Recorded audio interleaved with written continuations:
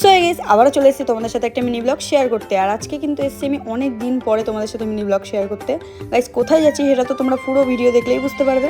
আর এখানে গাইস দেখো এবার আমার মাথার উপর হেলমেট পরিয়ে দিয়েছে। আর হেলমেট পরতে আমার একটু ভালো লাগে না, কারণ আমার মাথা থেকে অনেকই বড় হয়। আর দেখো আমার চোখ মুখ পুরো ঢেকে গেছে। তারপরে গাইস আমরা উঠে পড়েছি এখন বাইকে। আর এখন আমরা কোথায় যাবো তোমরা দেখো, শুধু দেখতেই থাকো।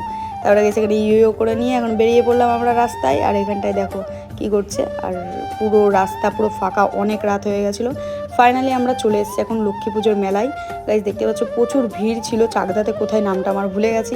আর এখানটায় প্রচুর আকারে ভিড় ছিল, বাইক নিয়ে ঢোকাই যাচ্ছিল না। তারপরে গাইজ আমরা বাইকটা পার্কিং করে এখানে ঠাকুর দেখতে ঢুকে পড়েছে। আর এখানে আমি একটু নমস্কার করে নিচ্ছি। আর গাইজ প্যান্ডেলটা অনেক সুন্দর হয়েছিল, চারিদিকে দেখতেই পাচ্ছ, ঠাকুরটাও অনেক সুন্দর হয়েছিল। তারপরে গাইজ এখানে আমরা কে কে গেছিলাম সেটা দেখে নাও তোমরা। এই যে দাদারা সবাই গেছিলো, আর এই যে আমার বান্ধবী, আর এই যে আমি, আর এখানে সুজাদাও ছিল, আর একটা দাদা বন্ধুও ছিল। আর এখানটায় আমরা এবার খিদে পেয়ে গেছিলো, তাই চাউমিন খেতে বসে পড়েছি। আর এত পিচে আস কী বলবো। তারপরে গেছে এই প্যান্ডেলটা আমাদের অনেক সুন্দর লেগেছে। আর গেছে এবারটা আমরা বেরিয়ে যাচ্ছি বাড়ির নাই। আর এখানে হেলমেটটা আমি কীভাবে পড়েছি তো কাটশোক করে ঢুকে গেল আমার মাথার মধ্যে, কারণ অনেক বড় ছিল বললামই তো। আর যেতে যেতে কিছু প্যান্ডেল তোমাদের সাথে শেয়ার করে দিলাম। দেখতে পাচ্ছ লাইটিং লাগিয়েছে, রাস্তাটা অনেক সুন্দর লাগছে। আর প্যান্ডেলগুলো প্রচুর সুন্দর হয়েছিল।